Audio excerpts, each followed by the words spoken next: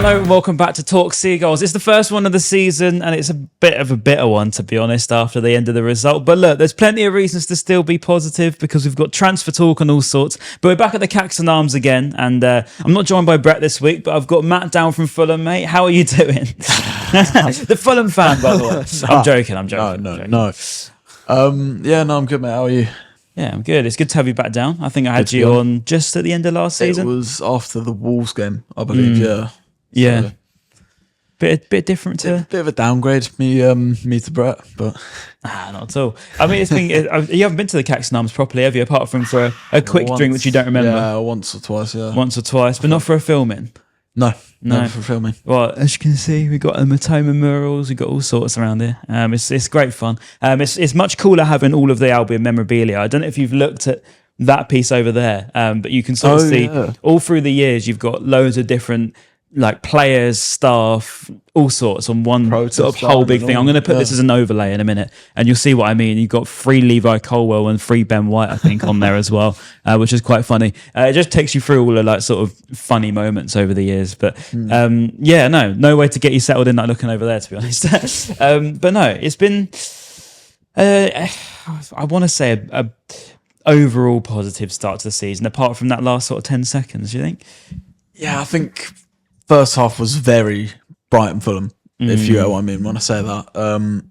Bit slow, bit boring, not a huge amount of chances. You know, we got into the final third a lot, but didn't really make much of it. Yeah. And Fulham, just typical really, you know, wanting to transition, hit us on transition and just sit in and defend, and we couldn't really do much in first half. But second half, I thought we were a lot better. We came out and really looked like we wanted to take the game to Fulham. And the attacking patterns were good. Pressed well as well. We pressed well in the first half, I thought. And I thought similar problem as last season. It's the game management. It's, you know, we sort of switch off for 10, 15, 20 minutes and that's where the game slips. But they were rubbish. To be honest. I mean, to be honest, yeah, you say they're pretty bad, and I think when I looked back on the game, because I had sort of 72 hours to sort of reprocess the game, because I had a bit of a busy turnaround and stuff. And then I looked back, I thought, okay, now I'm going to do a write-up, because normally I do them instantly. I thought, let's give it actually a few days, because it's one of them where it's quite a bitter end, and I don't want it to just completely cloud my mind of, oh, this was an overall rubbish game sort of thing. But I look back, and I didn't see too many big chances, apart from sort of the Minte one, and obviously Diego Gomez. I don't think we had a great deal of huge chances, which made me think, okay, we've really brought the game to them sort of offensively. I thought defensively, maybe we looked slightly stronger, but again, as you say, Fulham didn't really put too much pressure on us. And I think that was what's a little bit frustrating for me, was when I looked back on the game, I thought, okay, we played quite well with the passing pattern. So it had me a little bit almost delusional in thinking we played all right. But actually, when you saw the actual output of the overall chances and the quality of chances, there wasn't really a great deal to separate the two sides, was there? No. And as I say, you know, that's just a Brighton Fulham game for you, really. They've done it to us a few times where they've frustrated us. And I think, particularly in the past, they've had times where they've come here, especially, and we've sort of had the you know, loads of shots, sort of loads of possession, pepper their box, but not really do too much. I didn't think it was a direct replica of that, actually. I thought it was probably more of a lot of possession sort of in midfield, but even still, it was pretty shared in that sense. I thought they had quite a few sort of decent bright sparks in their team that caused us problems as well. Yeah, they had chances, as you say, probably the better chances. I mean, you look at that, was it Tete in the box? Yeah. In the 90-something minute? Should have scored, really.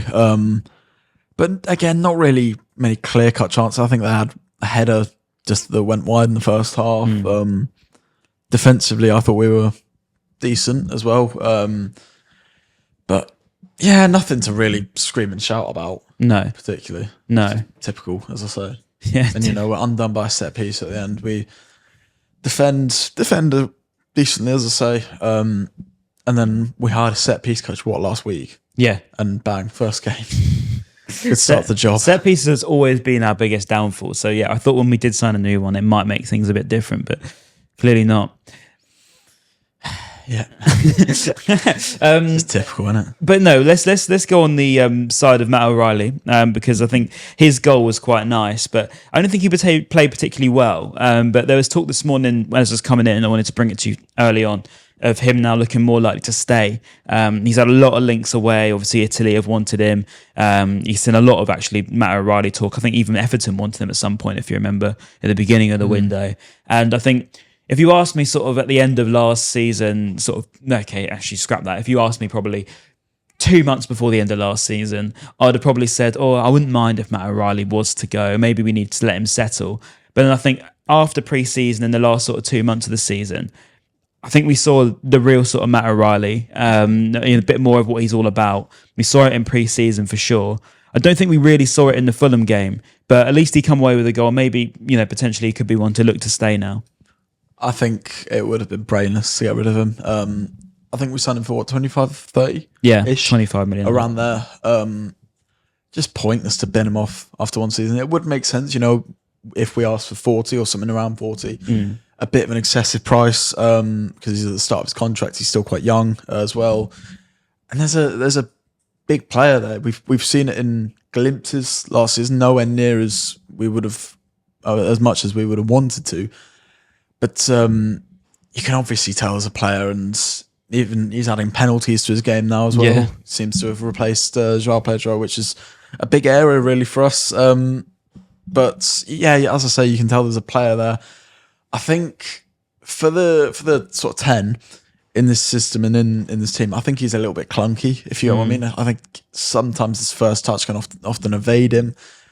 And he's not as mobile as a Rutter, as a Buonanotte, as an Enciso, for example, either. So maybe he'd be better off deeper, but it's good. He's starting to flourish now. He's starting to get goals and assists, and it's good he's had a pre-season. Good pre-season, sorry. Yeah, no, I agree. I think with O'Reilly, it's a weird one because, as I say, I tried to do sort of a squad analysis before because I was trying to sort of work out if we actually had this overload in 10s, if we actually had this overload in midfield. And I think when you break it down, I do agree with you. I think he is probably more of a player that is in midfield alongside Carlos Baleba as opposed to probably in front of him. I think Jorginho trying to play him as a forward just didn't work at all. I'd like to see him sort of in that. I don't even think false 9. I do prefer him probably as a 10, if I'm honest. I think when he plays 9.5, it would be fine, but I don't think he really occupies the box enough. I don't think he has that sort of natural instinct to be in the right place at the right time. I think we saw more instinct from Jack Hinchelwood at the end of last season, to be honest, and I'm not actually joking. As opposed to probably when you lose someone like João Pedro up front. So I probably would differentiate the two players in that sense. And with Matt O'Reilly's sake, I'll probably say, yeah, that midfield role is better for him. But obviously, we are a lot more stacked there. We have got Yasin Iyari, who started well. Carlos Baleba, Mats Wiefer, I think, could even compete for midfield. So, yeah, probably in that sort of 8 to 6 role, we are quite stacked in terms of options. But he seems to be one that's breaking into being one of the first choices there. I just don't know whether, as you say, is he the profile for that number 10? I'm not so sure. It's just, as I say, a bit clunky.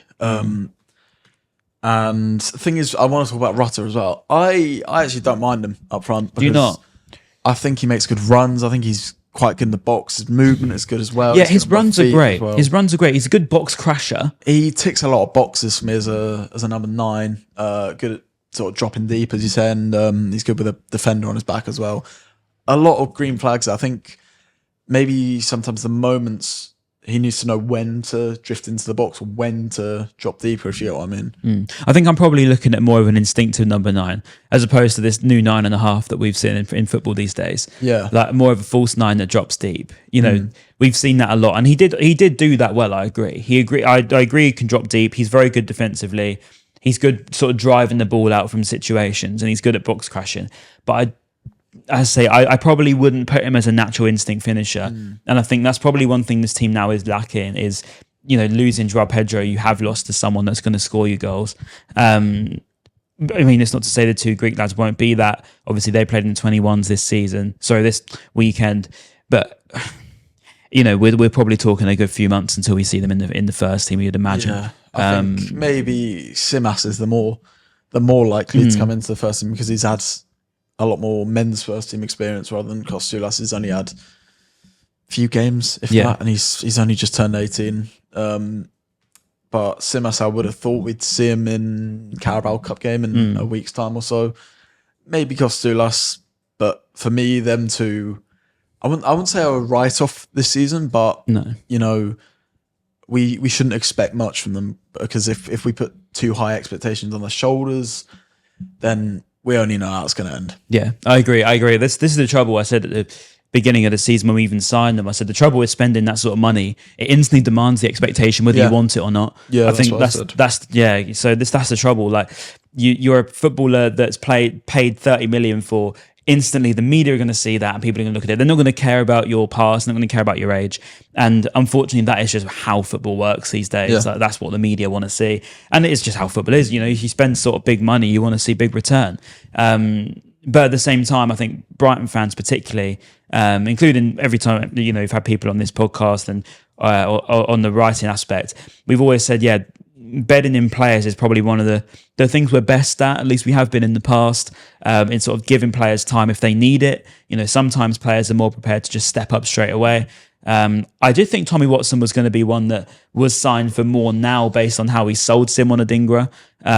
You know, that one's a bit of a strange one to me. But again, I think the trouble is with the squad at the minute, I think we've probably got a lot of players that could be great soon, but we've actually got that weird gap again between players that are actually ready now and players that are ready soon. Yeah. Particularly in the forward areas, I'm talking wingers and strikers. You actually probably don't have too much. And I think when you looked at the bench the other day against Fulham, if say Danny Welbeck was to get injured, you know, you're really pushing it for number 9s that's going to be able to play. Same with Minte as well on the right. Yeah. He gets injured. Gruder, I don't want to say he isn't a right winger. I think in the system where as a fullback you either sort of invert or you drop it into the back line. Gruder is one, and Minte can also need overlapping right back, I'd say as well. Whereas Gruder, Harry Howell as well, they can both play there. They can do a job, and maybe March as well. I don't think March is coming back soon. I don't think he's coming back for the rest of his career, you know, hitting the same sort of height. It's so sad. Even Premier League level, maybe he could do it as a left back, but, you know, I don't know if you remember if, a year or so ago now, March, or someone commented on his Insta post saying you should look to be a left back now, and he denied those claims. I just can't see him coming back to the same level anywhere near, unfortunately. That sort of Brentford, I don't know if you remember that Brentford game, or it was West Ham, wasn't it? Last season with the Baleba winner. He came, he started actually. Yeah. Nowhere near the level good enough. Unfortunately, it's really sad. But going back to right wingers, we've bought Minte off quite a few times in pre-season, and the drop off from when we do bring him off and bring on someone like Howell, someone like Gruder has been dramatic. So that's a bit of worry for me, and Matoma as well. Yeah. As you say, is Watson ready? Maybe not. So if we do bring him off, then who's that? Yeah. You know? I think with, I agree with you. I think with Harry Howell, there's obviously a player in there that's going to be prepared for at some point this season. They don't want to loan him out, do they? They want to keep him around the first team, which is very promising. I think he's probably one of our brightest sparks in the academy for sure. But as you say, time and players, it's giving them waiting and, you know, seeing when they actually are ready to come up. And I think, again, you don't want to put pressure on them. They're kids. Yep. And I agree with it. And I never would want to put pressure and ruin or potentially tarnish a legacy of a future player. And I think that's just the unfortunate position that the squad's probably in at the moment, is when you sell the likes of Simon Adingra, even Purvis Estepinian and João Pedro. They're 3 starting Premier League players that have got a degree of pedigree at this level. I think when you haven't got that sort of experience, you're probably pushing it a little bit. And even last season, do you remember JP was saying, we're crying out for a bit of experience, someone that's a bit older than us to give us a bit of a spearhead figure.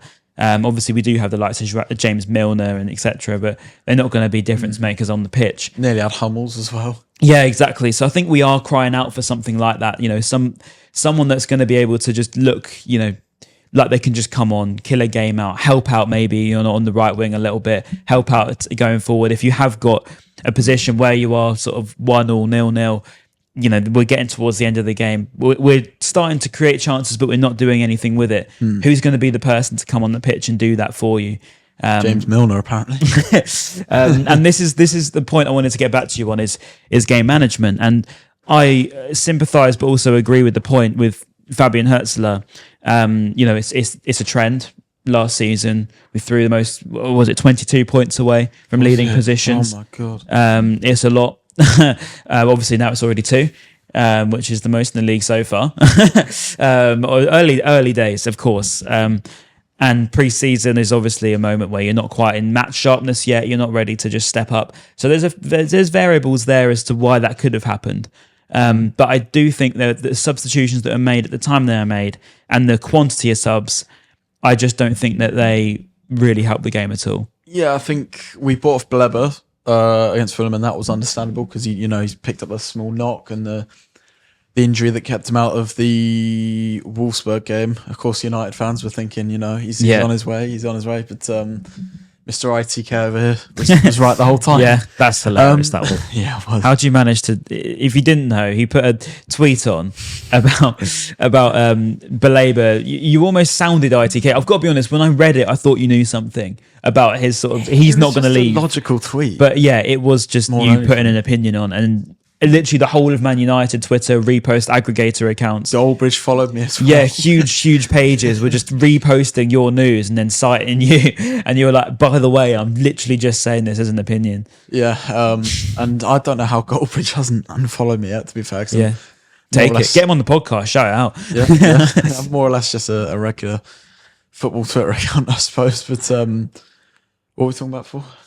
We're talking about sort of squad analysis and then the way of throwing games away with substitutions. Yeah, no, Baleba, the substitution, as I said, was understandable because, the plan would have been him play 60-70 minutes and come off rest. So I imagine he'll play more against Everton. I think, again, that's another one, the drop-off is concerning when they come off Baleba.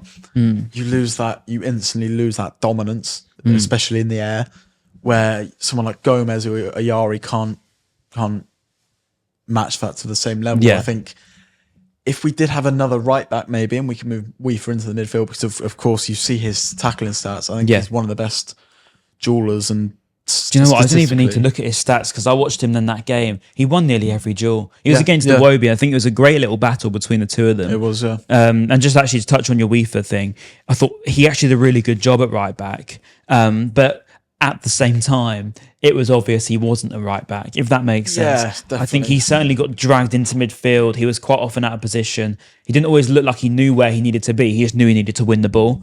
Yeah, I think that's the danger with an inverted fullback like that. Yeah. When they do go into midfield, there's obviously going to be that space that's left. But as you say, he did do a very, very good job, and he does because often there's a lot of long balls played over to that side. And I was saying that I think once we do bring Baleba off, then it should be Weaver going into midfield just to match that sort of dominance because we lose that control really, especially in the air and in duels as well.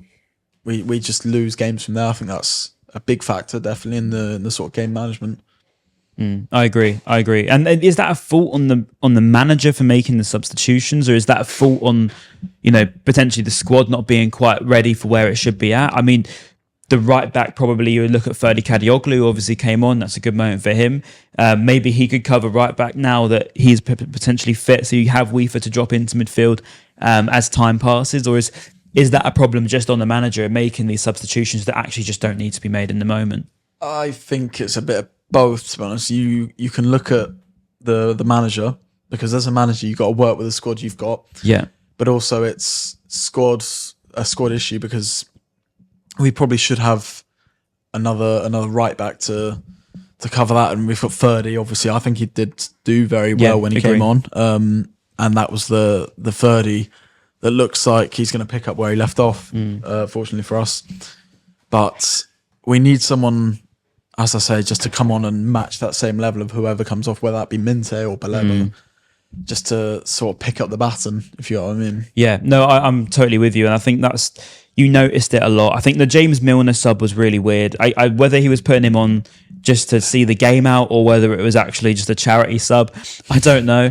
Seems to be a lot nowadays. Yeah, I don't get me wrong. I think James Milner's a great sort of player. He's great attitude, someone you want around the squad, but Is he really good enough to be playing Premier League football these days? Probably not. I mean, he's 40. Is he 40 now? 39. 39. He's nearly 40. Know, and don't get me wrong, as I say, sometimes if he can see a game out, if he's there just to slow the game down, then fine. But when you're 1-0 up and it's a team that you know are going to come at you, they're always going to have one more chance. It's Fulham at home. It happens all the time. Yeah. And I think that game was not beyond one more chance. I think that game was certainly there for the taking for Fulham. I think after that substitution, the dynamic shift, the momentum shift, I think we had a couple of moments where Diego Gomez won the ball really high up and we just didn't sort of punish them enough for that. No, not at all. And that should have been 2 or 3-0 at that point. And at that point, it's a different game. Game's finished. And that James Milner sub looks fine. You don't probably look at that as much. So there's bits and pieces to blame. I think ultimately it comes down to just an overall sort of feeling of naivety across everything, decisions, players, sort of positional awareness across the board. It just feels a little bit naive still, and it's probably not a good sign going into a season, but it's one that we sort of have to learn pretty quickly if we're especially going to Everton in their new ground. It's going to be certainly a good atmosphere there to match. Yeah, and I don't think Everton will be anywhere near as bad as they were the other day. Can't be. I mean, if they are, then they're going down. Simple as that. Yeah. As you said, new stadium, new ground. Big Tesco's. The fans behind them. It's going to be ultimately a toxic game to go into for us. We're coming off the back of a negative result. I think we'll definitely all agree. It'll hurt, yeah. Going back to James Milner, I think he can be a sensible sub to bring on. He's the calm head to sort of come on, talk to people, shout at people, calm things down. He's even at his age, he's still physically, I think, good enough. Yeah. You look at how good he is in duels as well, I think, particularly. But as you say, it's inevitably he is declining and has been declining over the last, 5-ish years, I'd say. But the fact he's even at this level just goes to show how incredible of an athlete and how absolutely. well he has looked after his body. Yeah, absolutely. And I think I give him a lot of praise for him being him, if that makes sense. Yeah. For James Milner to be James Milner is quite incredible. As you say, he is an absolute freak of nature, takes care of himself remarkably well. I think he's done so many things documented about sort of the extent he goes. We talk about Cristiano Ronaldo and stuff of the ultimate sort of athlete. I think Milner has been documented for that too. But, as a voice, as a leader, he's great. And that's what you want. We need it. As I said, we need that experience. But I think probably bringing him in that situation probably didn't really help the dynamic of the team. I think understood it was, but it was hard to influence. I'll be honest. I think the squad just looks a little bit weak. I think when you bring on these substitutions, I don't think we've probably got enough to bring on at the moment. If you don't put Milner on, I mean, Hinchelwood obviously wasn't available. That probably would have been a bit more of an obvious substitution. Do you have any idea where he is, by the way? There's been no media coverage. No, I've got no clue. I'm afraid. I wish I did, because it is strange. Sometimes we have these players that just disintegrate, and we're like, where did they go? And then they come back 2 months later, and no one says anything about it. This reminded me a bit of Ferdy's injury. To be honest, there was just the original. It's just a toe injury. A lot of people also don't know how bad toe injuries can be. And it's a small injury, but it can be really, really bad. But hopefully it's not one of those where it's like, no one knows anything and bang, he's out for 3 months. I think 30 turns up being foot, didn't it? Because I think he and then they can be really nasty. Yeah, and then he had a surgery on that as well. Yeah.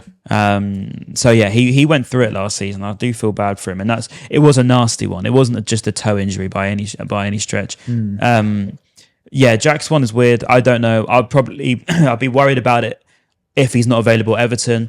I probably think questions need to be asked somewhere. What's going on? Where is he? Because obviously he's just had the England win in the Euros. So he's been sort of very active over the summer. He's then come back. I think, did he play much of pre-season? I feel like I didn't see him too much. He played, I think, the opener against Stoke, if I'm not mistaken. No. Maybe the second game as well. Or was that when he went missing? I don't know. But yeah, he definitely went missing. And I didn't think anything of it at the time. I thought just pre-season, squad shifting around. But Baleba wasn't involved either. Baleba, yeah, exactly. So I wasn't too worried. I think if it goes into second game week, he's still not available, and you're thinking no one said anything, then you probably think, okay, press conference time, someone needs to ask where's Jack Hinchelwood. But we'll see. As for sort of overall game state going into sort of next week, say next week, because if it's not a few days away, I think it's important to try not to get too down about this result. It's only the first game of the season. I think I'm not too worried yet. I think, it's too early to say I'm worried about anything. I think going into the game, it was the biggest thing everyone was talking about was transitions. I think everyone was thinking, oh God, counter attacks if anyone tries to go counter against us. Especially that Wolfsburg game. I don't know if you saw that. Yeah, but it's horrendous at times. And that is a concern. And I think that's what I was looking at for Fulham.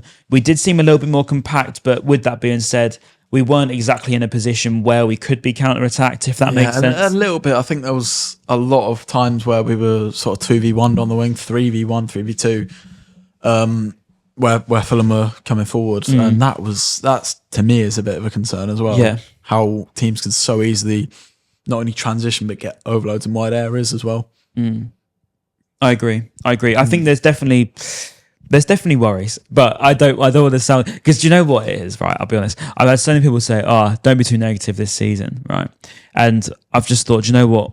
I'm going to go into this with the most positive mindset I've ever seen, right? I thought I'm going to watch this game and be toxic positivity and just think, okay, forget all the negatives of last season, the 22 points thrown away and whatever, could have got to Europe, losing Zhao, etc., and think, right, let's be really positive for this game and just really think of the best case scenarios, right? And think, Welbeck's not going to get injured. We've got enough up front. Simas will come in, but just in time, and the squad's going to be absolutely fine. Doesn't fit Brighton Twitter agenda, unfortunately. No, it doesn't. But I thought, do you know what? I really wanted to.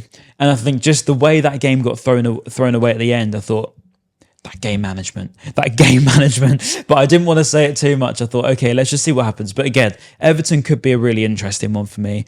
I do think, I think they'll be better than last week. I think it will be an interesting one. Whenever we sort of go to a game that's got a hot atmosphere, that's quite sort of overwhelming, we do tend to struggle a little bit. But of course, that could be the Brighton of old. But it still haunts me a little bit. I'll be honest. It's very set up for them to have a very good opening day for me. Yeah, Everton away is always a difficult game. I think, did we only win once at Goodison? And that was obviously last year. No, we definitely won more than that. I think I can remember at least 2. Oh, McAllister, yeah, the McAllister rocket. Yeah, but I don't think there's many. Oh no, I can remember 3 now, because remember the Mitoma day, we walloped him 4-0. Pascal goes. Oh, of course. Oh, yeah. Of course, and I think Evan course. Ferguson scored. Sarmiento assisted. Yes. And Mitoma was like, it was when Mitoma was new, and it was like, oh my God, who is this guy? People saw that lineup of, what was it, Mitoma, Sarmiento, Ferguson. Yeah, and everyone was like, what are we doing? March. And no, I was more excited more than anything. But I don't know. People were not excited about Mitoma at one point. Do you remember? I don't remember it, to be honest. Really? Do you remember when we first got him? I think it was 4 years ago to now. Everyone just thought, he's just going to be like, Japanese league. I'll be honest, I was probably in the same boat, because I think when we first got him, I thought, like, what? we never get Asian players, and I'm Asian myself. When we first what's going on? I had a brief look at his stats when we first got him, and he had some it was dominant money, subhuman stats. And I remember you look at his clips, you're thinking, hang on, there's a player. Then he goes to Belgium, he starts doing this thing there and cooking with USG. And then Potter starts using him as a wing back. Yeah, you give Potter a superhuman. But you know what it is? Actually, Potter this weekend again, 3-0 defeat at Sunderland. He's got to be one of the first to be looking over his shoulder this season in quite comedic fashion. Phase 2 Potter. Yeah. Lockdown Potter was not a fun watch. And I think that's what West Ham fans have to be prepared to endure this season. But, you give Potter 3-4 seasons, as you saw with us. You really get the best results. You bring in his players. It's whether they want to do that. Squad really. West Ham at the moment, it is a state. You got the back line's a bit of a state. I think midfield in particular. I'm sure they're in some financial issues as well. If it came down to it, I think they had to sell Kudus, didn't they, to sort of balance their books a little bit. I don't know about had to, but money is there, and Kudus was. I think we dodged a bullet with Kudus, to be honest. He's a bit of a toxic player. Yeah. He's definitely toxic. He wanted a release clause as well. That was the reason. I think with Kudus, he's one of them. You get a trade-off with those sort of players. You get a toxic player, but you get a very, very, very good one. But if he wants to sort of turn it in his tide, he will. With the no dickheads policy at this club as well. Yeah, well, to an extent. But then no, I'm joking. When it comes to Isak, this situation at the moment, this is quite interesting for me because the Isak situation is a mess, right? Absolute mess. Newcastle have handled it terribly. I would say they've done all right with it, to be honest, because they've tried to find a replacement. They've said they might have said, I don't know. No one knows what's happened after Isak came out with that last night, and then Newcastle followed with a statement. They might have said, look, we'll sell you if we can find a replacement, and they haven't in this case. So, and they go into the season with only one fit striker, and that's Sula. I think they lost Callum Wilson, but Callum Wilson's not really offering much for Sadler at Newcastle in this day and age. But they went off to Sesko, Pedro, Cunha. How did they fail with everyone? Everyone, and they can't ultimately they can't replace him really if they've not signed anyone. They are after Strand Larsen. They're after Samu. What's his name? Agahawa. Yeah. Porter. You know who I'm on about. So there is a chance they still sell him, but you completely understand Newcastle's position from a selling club point of view. We can't replace you. You're on a long contract. You're still a very, very, very important player to us. So we're going to demand a high price, and they have every reason to, in my opinion. So you've got Newcastle that have handled it in questionable fashion, and then you've got Isak who has gone about it in horrendous fashion. Yes. So you've got a bit of a mess, right? And this is what I wanted to get onto. The media have then captured onto Isak by far. They've loved it. They've absolutely loved this, the media. They think this is fantastic. And I think when the whole Baleba stuff sort of came out originally, and this whole PR thing of the Manchester United, we're going to launch a bid. Next 24 hours, bids coming. Exclusive, bids coming. I honestly just got sick of the British. Where's the bid? Where's the bid? I don't see a bid. Bid never came in. Never saw a bid. And this is what's quite funny to me, is all that talk is just unsettling talk to the player to try and get him to force a move in the same way Isak has, right? I think, didn't Liverpool put one bid in for Isak and it was nowhere near the valuation? And it's in prime Football Manager fashion. The player's thrown his toys out the pram, wants to leave, right? They thought that would happen with Baleba, 100%. And they were ready for that. They're waiting for the club statements. They're ready for Baleba to start putting stuff out. Probably part of it would have been Baleba's agent saying, yeah, come on, throw the bid at us, do something, give us something to be entertained by. And I think I actually did, weirdly, a little piece on this for 442 of player power these days, right? And player power was, I think before when we had Caicedo, etc., it went a little bit crazy. Do you remember with the whole sort of sagas and there would be very, very... Yeah, nightmare. I think Caicedo put a statement out on his Instagram and whatever, even though it was quite clearly not written by him, to be honest, because it still had the exclamation marks and Moises on it. Anyway, irrelevant. All those statements come out. Player power was through the roof, and it feels like only now, sort of in the last two sagas with Wissa and Isak, where people are looking back and thinking, "This is just ridiculous." No player's ever bigger than the club. Exactly. Well. I think finally people are starting to come around to that attitude again. I feel like it sort of went a bit player dominated with certain journalists and stuff that would spin narratives and put lots of tweets on and stuff. Wonder who. And now I feel like people are starting to see through it and think, this can't go on. Players can't just do what they want. It can't just be when they say they want to go, everyone's got to sell, because why should they?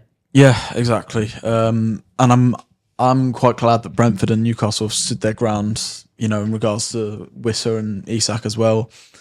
As I say, no player is ever bigger than the club. And, you sign, you're the one as a player, you sign the contract, 5-6 year deal.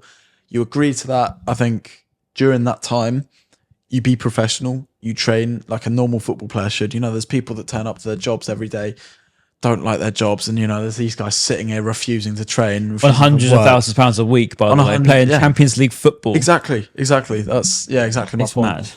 Mad. And then you've done this to yourself. You've dug your own hole, so it should be up to the club because you belong to the club essentially. It's insane. So obviously the club, Newcastle and Brentford, they have every right, unless there's a gentleman's agreement or something, which Newcastle send there wasn't any sort of agreement.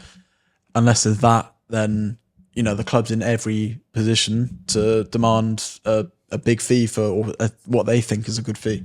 For Agree. the player. And then luckily for us, on our point of view with Baleba, that didn't happen. He didn't force a move. He was very good about it, actually, acted in really good fashion, turned up to training as you'd expect. I didn't expect him to do it, to be honest. It's never in my mind to think Baleba's going to force this.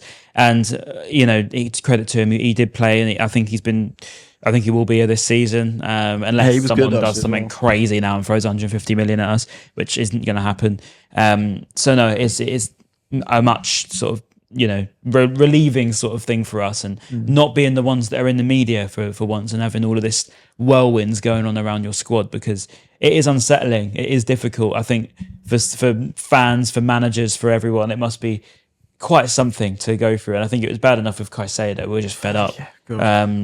And yeah, I'm glad that it's gone about it in the right way. And probably, as you say, probably go for a gentleman's agreement next summer, and it'll be probably cut price or something, and he'll get a reasonable move, and we'll look back and say Baleba was a great player and a good person. Yeah, the thing is with this Baleba sort of saga this summer, we're in this situation. It's a win-win for us, because either we get a silly fee for him, or we keep a world-class talent in the making, and that was, of course, seen as coping by a lot of United fans. It doesn't even make any sense. It doesn't. I mean. Like if you say half of this Twitter talk in real life, you think what? Like if you weren't on Twitter and I was saying, oh, coping, you'd be like, what? What are you on about? I think United, it's just not what you would say in real life. It's just I don't know weird. If you dealt with United Twitter, it's 10 times. I didn't even bother getting involved. 10 times worse. Chelsea was enough for me, mate. Chelsea was enough for me. I couldn't be bothered to go in again. I mean, to be fair, doing the trolling tweets was quite fun. Yeah, it gets fun. I don't know if you saw. Yeah, I don't know if you saw. I did a few exclusive, like Baleba stubbing his toe on Lego or something. Yeah.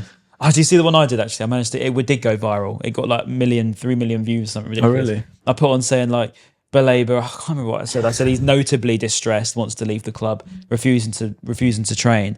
And it was just a video of him turning up to training the next morning, like dancing around and stuff, like he always does. Yeah. And he said, "See you tomorrow" in the video. I was thinking, yeah, as you can see, he's clearly distressed, wants to leave. But no, he did play. Roll on Everton. That's what I say now. Big game, obviously, second game of the season, but it feels big for us. I think we need to see the sort of things from last season be left in last season and not creep into this one. That's what pre-season's for at the end of the day in the first couple games. But we'll see. I think it will be a tough one. Score prediction from you? I'm going to go... I never really do score predictions because I've got... I hate it as well, but it's just the easiest question to ask, isn't it? You say draw, you say draw or lose, you're pessimistic. But if I say win, then I'm jinxing it. Okay, your honest prediction of the day. Honest prediction. Who's going to shine and what do you think will Let's happen? say, I think this is a big game for Matt's Weaver in particular, because just the calming presence, the dominance as well, Baleba as well, Natoma, all the regular ones as well. I think... Another thing as well, I think Dunk has really, I wouldn't say turned some heads, but performed better against Fulham than a lot of people would have thought, because, you see Dunk in that starting 11. We signed Capola, who's looked pretty good in pre-season. You're inevitably a bit like, hang on, why is he still here? But to a lot of people's surprise, I thought he did very well. That's another point I wanted to make. Yeah, no, that's fair. That's fair. And I agree. Anyway, let's see. I think draw is probably on the cards if we're being realistic, and I don't know what to say really about Everton. It's a difficult one under Moyes, and Everton we'll see. Moyes does, he has a tendency to match our game a little bit in recent years. He's quite physical. I think we'll win 2-1. I'd love that live on Sky as well. So I told you I'm being positive. Whether I believe it or not, I don't know. It's just manifestation at this point, but we'll see what happens. I hear it. Matt, thank you very much for joining me, mate. Been a pleasure. Absolute legend. Make sure you follow him. I'll leave your links in the comments and whatever. I'll put your TikTok and stuff down there. So make sure join his live streams and whatever else. I'll call him a Fulham fan. Trying to grow on all socials, really. Instagram as well, TikTok, Twitter, whatever else. But whatever else I could do, I suppose. But yeah. Do it. Come down to Caxton Arms. I'm sure you'll be back on again soon at some point. And we'll see you hopefully after Brighton win at the new ground. If you're there, let us know. You're going to be at the new ground at Everton. And we'll see you soon. And goodbye. Thank you very much.